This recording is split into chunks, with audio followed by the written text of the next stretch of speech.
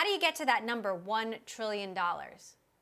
So, Emily, it's really about looking at all of the indirect costs that impact cybercrime, everything from opportunity cost, brand reputation, impact to employee morale. If you add up all of those costs as well as the cost to secure environments, that's where the model that CSIS, whom we partnered with on this report, got to that staggering $1 trillion number. So how does the activity you're seeing now compare to, let's say, last year this time, given that we're all working from home, so many people are schooling from home, and so much more of work is distributed? So there's a few things. First off, on the working from home, it basically creates soft targets for the cyber criminals. You can think of everybody working from home is now being partially their own IT department. They're working on home networks, they're using consumer devices, and that makes it easier for cyber criminals to get into an organization. We're also seeing the cyber criminals attack differently. They used to attack a system or a device. Now we see them taking over an organization, which makes it a lot more difficult and more expensive to know when they've fully been removed.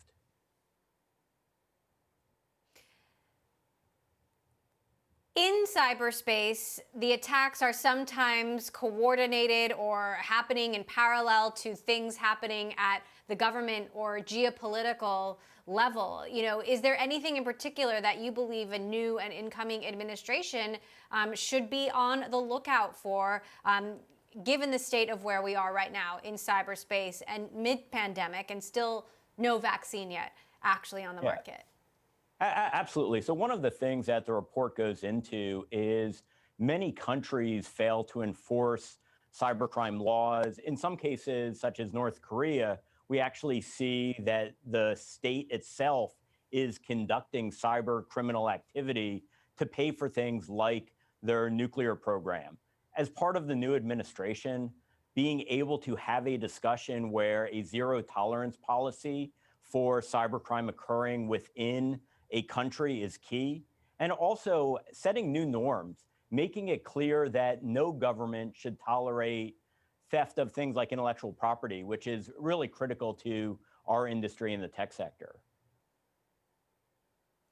So, McAfee is now a newly public company, got bought by Intel, then went public again earlier this month.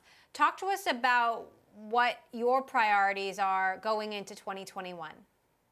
So in 2021, it's all about having a comprehensive defense for both the consumer and the enterprise markets. So in the consumer space, we're having to protect the entire digital life of a consumer. It's not just about protecting their PC, but also working with them everywhere that they go, if they've been part of a digital breach, if they're using other devices. On the enterprise side, it's about recognizing all of the new technologies. So as organizations move to the cloud, having strong cloud defenses. As we're working from home, having good cloud edge defense capabilities. It's putting all of that together. And as we've seen from this report, the problem statement is just a staggering challenge, and McAfee's right there to be part of the solution.